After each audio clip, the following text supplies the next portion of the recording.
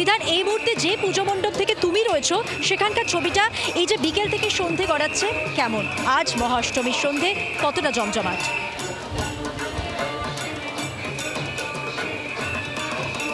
মধুবন্তী, দেখো আমি যেখানে রয়েছে এটা হচ্ছে শ্রীরামপুরেরই চাত্রা মেটে শীতলাতলা পূজা মণ্ডপ।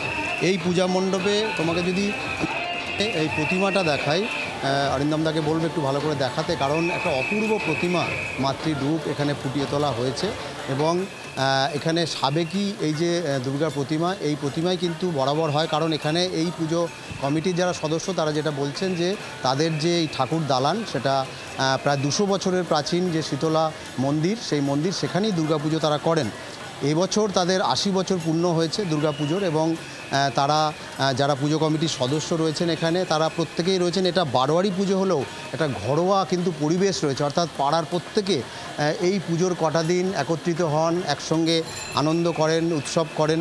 এবং এই পুজোকে ঘিরেই কিন্তু প্রত্যেকের মধ্যে একটা নতুন করে আবার সেই সম্পর্কের যে যদি কোনো জায়গায় খারাপ জায়গা তৈরি হয় সেটাকে আবার বন্ধনে আবদ্ধ করেন এবং করে নেন।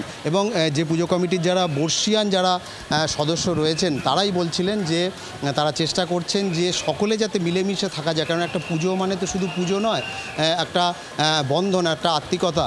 এবং এই যে পুজো কমিটি অর্থাৎ এই মেটে শীতলাতলা, তারা কিন্তু সাবেকিয়ানায় বিশ্বাসী, তাদের এখানে কোনো থিমের ছোঁয়া নেই। তবে তারা চন্দননগর থেকে এবার আলো এনেছেন, কারণ তাদের 80 বছরের পুজো, প্রত্যেকে তারা